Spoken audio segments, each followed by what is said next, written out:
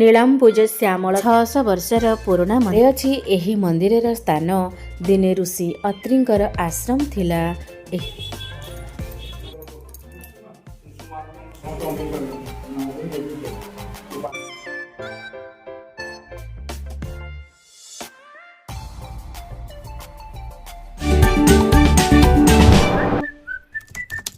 ନୀଳାମ୍ବୁଜ ଶ୍ୟାମଳ କମଳାଙ୍ଗಂ ସୀତା ସମାରୋପିତಂ ବାମଭାଗಂ ପାଣौ ମହାସାୟକಂ ଚାରୁଚାପ ନମାମି ନାମ ରଘୁବଂଶ ନାଥମ୍। ଜୟ ଶ୍ରୀ ରଘୁନାଥଜୀ। ନମସ୍କାର ଦର୍ଶକ ବନ୍ଧୁ, ମୁଁ ରେଜେଲିନ୍ ଆପଣମାନଙ୍କୁ ପୁଣି ଥରେ ସ୍ୱାଗତ କରୁଛି ମୋର ୟୁଟ୍ୟୁବ୍ ଚ୍ୟାନେଲକୁ। ତ ଦର୍ଶକ ବନ୍ଧୁ, ଚାଲନ୍ତୁ ଆଜି ଯିବା ଗୋଟେ ସୁନ୍ଦର ମନ୍ଦିର, ଯାହାକି ପ୍ରଭୁ ଶ୍ରୀରାମଙ୍କର। ଆଉ ଏଇ ମନ୍ଦିରର ନାଁ ହେଉଛି ଶ୍ରୀ ରଘୁନାଥ ଜୀଉ ମନ୍ଦିର। ଏହି ମନ୍ଦିରଟି ନୟାଗଡ଼ ଜିଲ୍ଲା ଓଡ଼ଗାଁରେ ଅବସ୍ଥିତ। ନୟାଗଡ଼ ଟାଉନ୍ ଠାରୁ ଏହି ମନ୍ଦିରର ଦୂରତା 22 କିଲୋମିଟର। ପାଖାପାଖି 600 ବର୍ଷର ପୁରୁଣା ମନ୍ଦିର।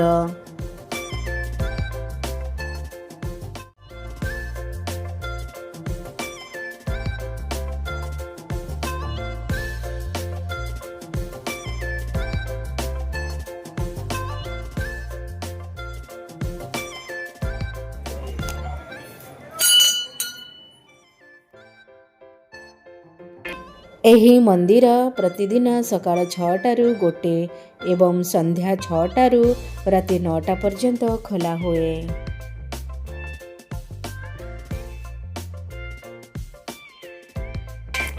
କଥାରେ ଅଛି, ଏହି ମନ୍ଦିରର ସ୍ଥାନ ଦିନେ ଋଷି ଅତ୍ରିଙ୍କର ଆଶ୍ରମ ଥିଲା।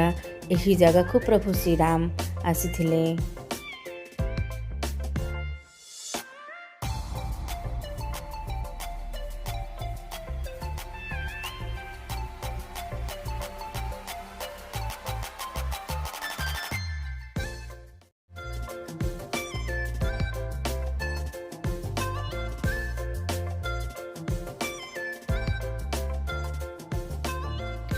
ମନ୍ଦିର ଉପରେ 3ଟି ସୁନା କଳସ ସ୍ଥାପନ କରାଯାଇଛି।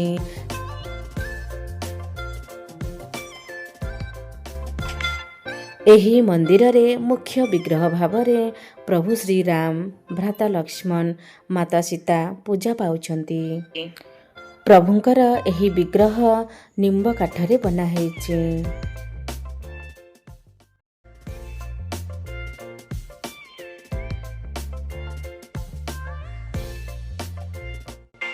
ବନବାସ କାଳରେ ପ୍ରଭୁ ଶ୍ରୀରାମ ଏହି ଜାଗାକୁ ଆସିଥିଲେ ଏବଂ ଏହି ଜାଗାରେ ଯଜ୍ଞ କରିଥିଲେ।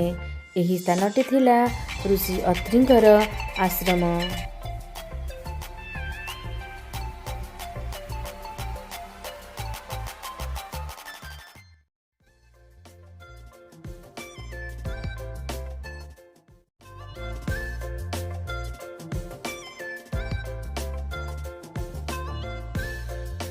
ଏହି ମନ୍ଦିରଟା ପାଖାପାଖି 1685ରୁ 1763 ଖ୍ରୀଷ୍ଟାବ୍ଦରେ ନୟାଗଡ଼ର ରାଜା ନିର୍ମାଣ କରିଥିଲେ।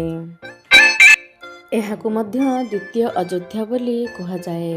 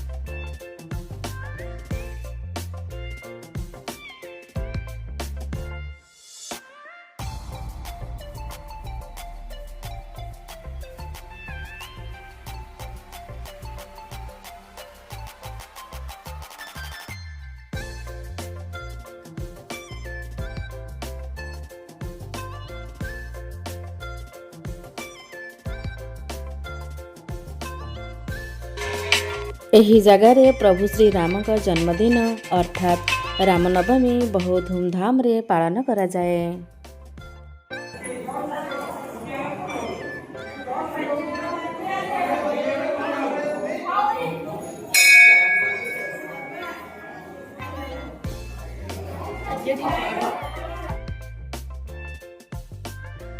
तो दर्शक बंधु आपण मानकु एही वीडियो केमती लगिला मत निश्चिंत कमेंट करी कहिबे। आउ एही भली किछि ऐतिहासिक स्थान रे वीडियो देखिया पाई हेले मो चैनल को सब्सक्राइब करिया पाई भूलिबेनी।